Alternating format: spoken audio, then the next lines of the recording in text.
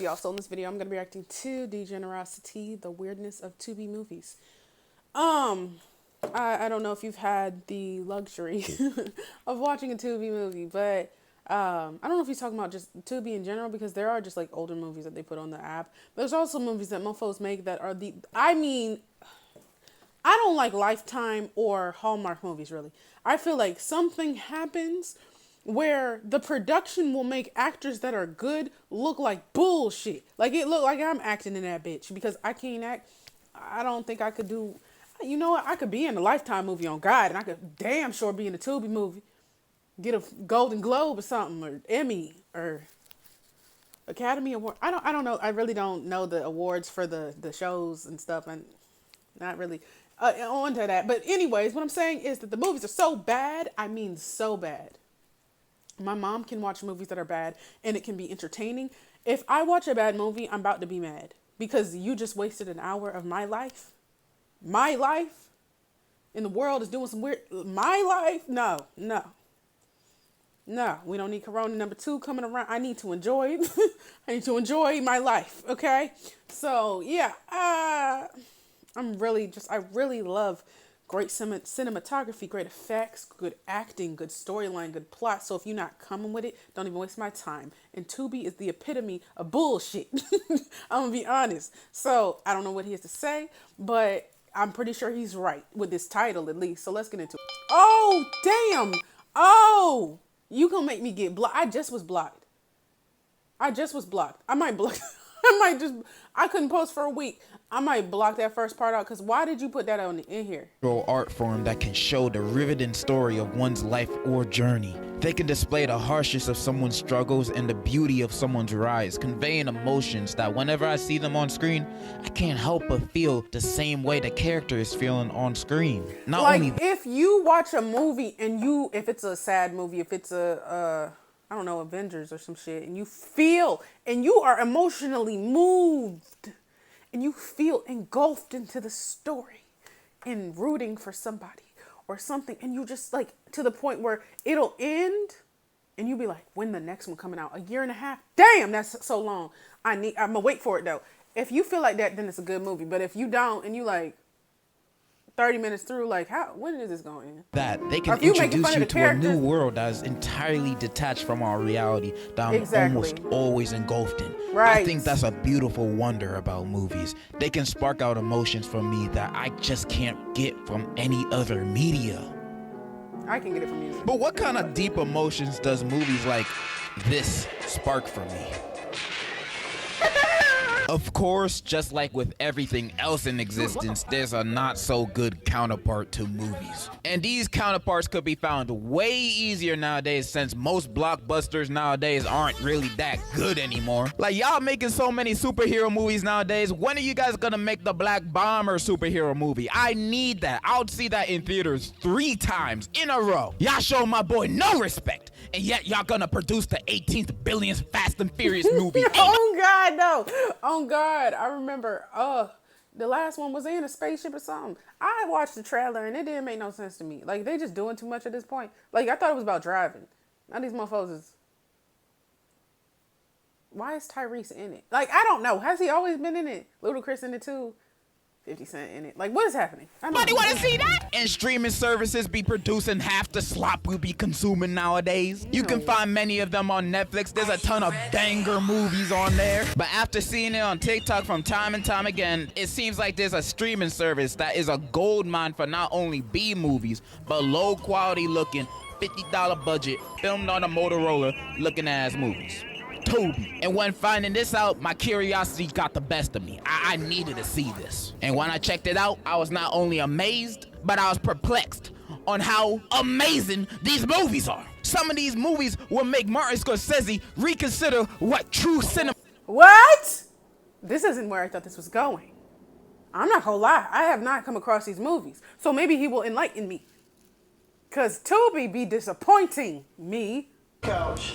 You the only one with a key. What are you talking about? Tiffany the doll. Boy, I don't even know what you're talking about. I haven't been there. Where the fuck did she go? Tubi, if you ain't know, is a streaming service like the others, but unlike them, out of their original catalog, they have great works of arts like Bad Cat, Mary Finger Kill, and Shark Side of the Moon. You know, absolute classics that everybody knows. But outside the originals they produced, Tubi also has a big catalog of B movies. Not the jazz one, but low budget and indie movies. It has a whole bunch of films made by everyday people like you and me, since anybody can make a movie nowadays. If you got a camera, you can make a movie. The thing is, a lot of these films don't look the best, or sound the best, or even make sense half the time, but that's okay.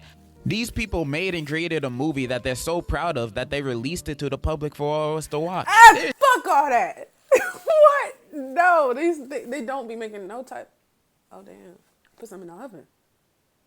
I'll be talking about one movie today, and that movie is titled Love Beat the Hell Out of Me. And today I'll be going through and over these movies, just so you guys can see a glimpse of what I saw of what Tubi has to offer. By the way, this ain't sponsored by Tubi. They ain't paying me jack to do this. But if a Tubi exec is watching this, my pockets are open. Just like how my pockets are open for today's sponsor. Research ended there. I ain't watching both movies. The movie starts off with the beautifully done studio logos and title card with some MF Doom song playing in the background. I don't know, I've only heard them from TikTok. And right at the start, we get introduced to our two main characters doing it. Okay, why start off a movie with a sex scene? Yes. Why? You instantly make it awkward when I'm with my family. Anyways, our two characters, Renee and Antonio, are happily married. They got a kid and they're doing fine, I guess. Then we cut to Antonio's job at his office and he already acting like a demon.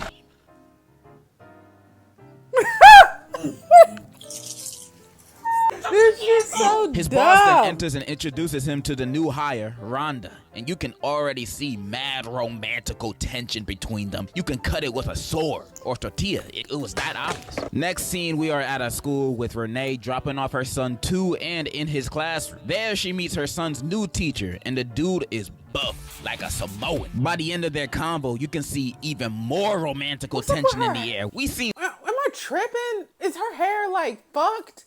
Am I tripping? I don't know. Seen these two and it was never with each other. She then leaves because she ain't trying to act up, you know. Next, we're at a studio hearing one of the best songs ever recorded.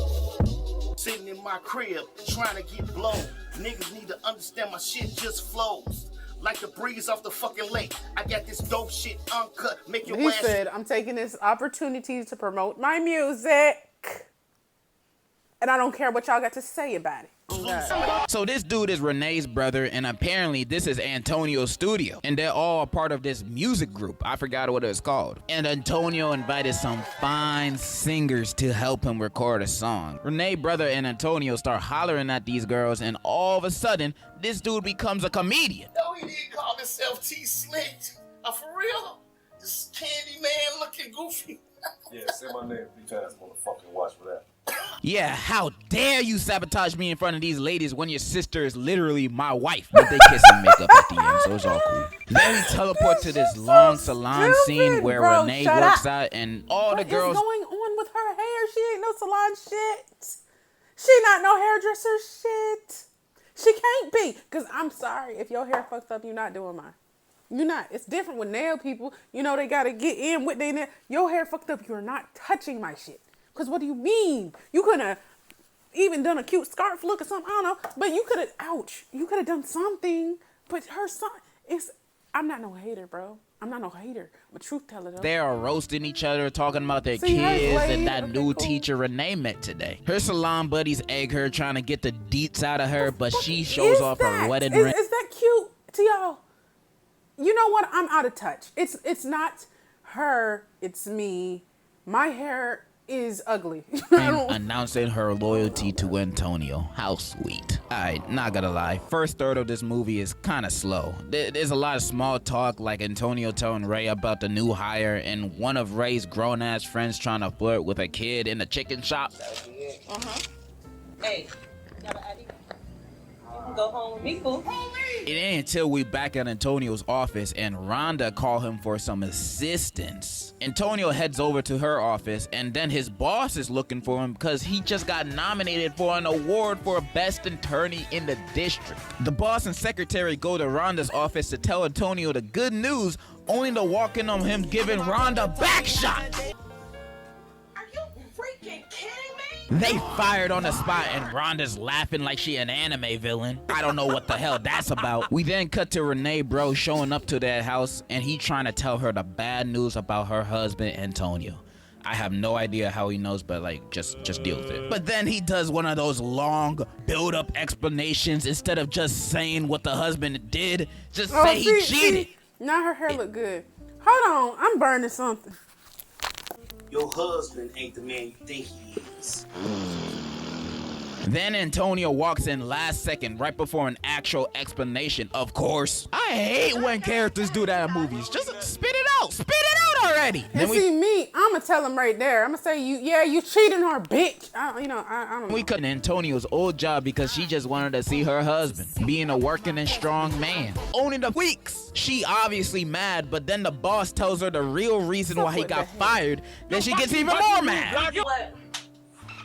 Chambers. Renee, you, the job of everybody that work up in here, your nosy ass secretary. Renee. We then cut to Antonio making music with that singer he met earlier. See, that's why you gotta keep Then they going. start I'm not gonna sugarcoat it. My guy really said, I already cheated once.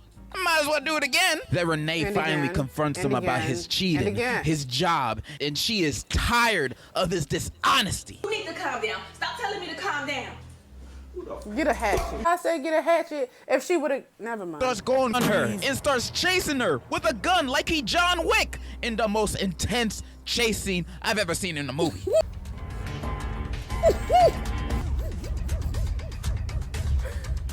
Why did you run into the woods?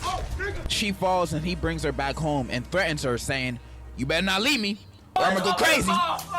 And he's also a crackhead now, I guess. Next scene, her brother show up and sees her face.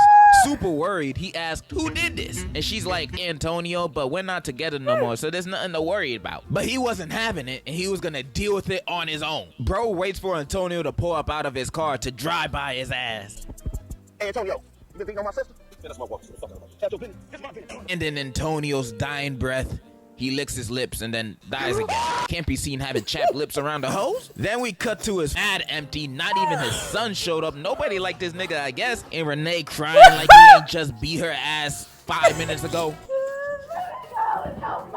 What'd I do? Renee then goes to see Antonio's mother. When after seeing Renee's scars, she said she always feared this would happen to her. Turns out Tony's father was also a cheater and a beater. And Antonio got his bad habits from his daddy. She begs for Renee to leave Antonio, but Renee says she can't leave him because he threatened her.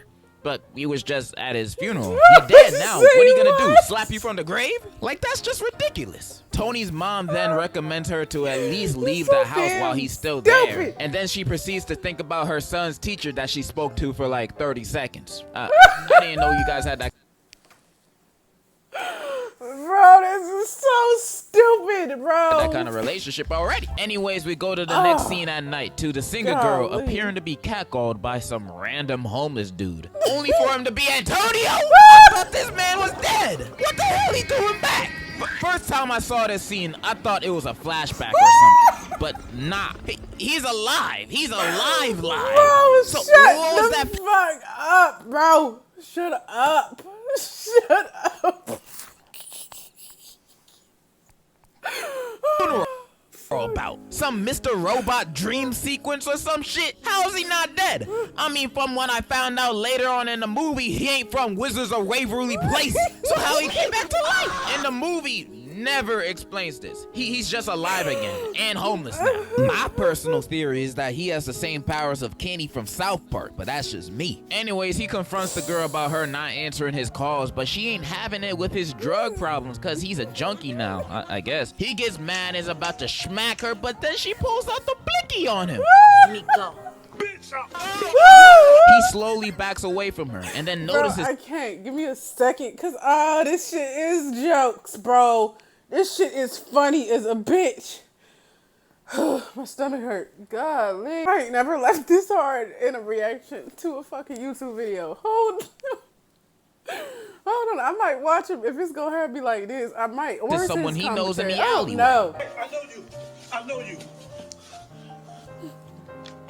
What do you want, man? It's his dealer and he begging for more compound V, but he got no money. So he offers to do whatever she wants. They walk away together and we transition to a montage of Renee becoming a stronger woman who don't need no man. We then cut to her packing her bags to move out, and while packing, Renee's friend frantically comes in the room. Renee, Capone called.